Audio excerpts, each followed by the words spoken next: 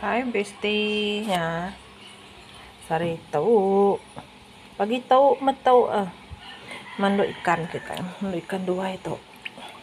tek besar mah ikan tuh besar bisian ya nya nombah bisian si kau tuh kemari 30 lebih ya tuh ke di guriang khusus lebanek aku sih nyajak minat tidak ikan guriang sos nanti kerebusnya ngai belane aku ya tajak tuh pada kita ya ikan sos sedap ku kita bedau si anak sikol ke oh mak aku kan makan mie ya dah makan mie nyak mie roti harian kita sebagai nai pagi tengah hari lemai nang sikit kerja masa ya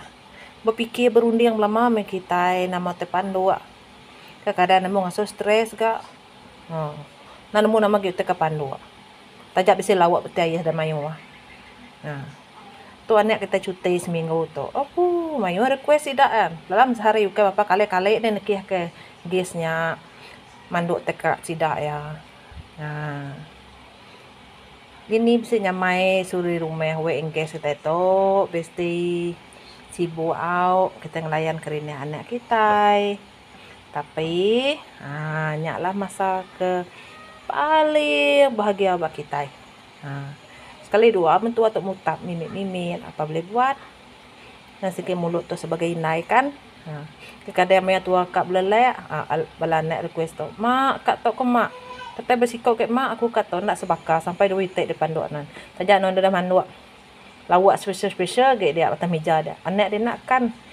tidak semua hendak kak makan bendanya memang dalam punya kutai bahkan ku tinggi kau sikok dua sikit lain terpinta ada ya apa boleh buat turut ke aja yang penting anak kita kenyang happy laban kita sebagai naik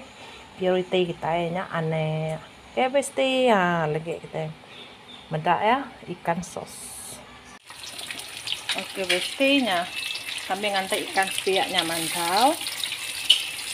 spiak tau kita mandua sos dulu lagi ambil yang mantau kalau nyamai lah tembok lah tapi kita aja tomato tu wajib untuk manduk sos akan boleh mekatkan kita sos ya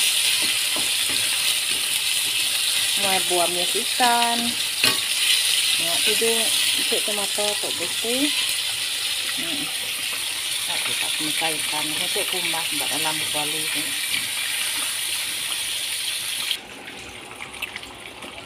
dia tuh ikan kita udah mansau kita kat napai akitok lah atau yang khusus ada itu udah cukup rasa tuh kita nyimpan ikannya awet gesek dan lama ambil sosnya meresap baru kita tuang ya beketok ya lek tua gesek sepiak dulu dia yang kali kita sepiak gak ambil ya betul-betul meresap saya kali ikan tuh bestinya kali aku tuh punya mah kita medak sampai nanti ya sampai mansau oke besti ikan kita udah siap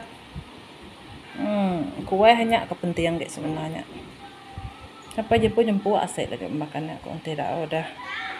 keaman tuh sekali tidak aja tuh tidak tinggi kau nyajak makan itunya hai besti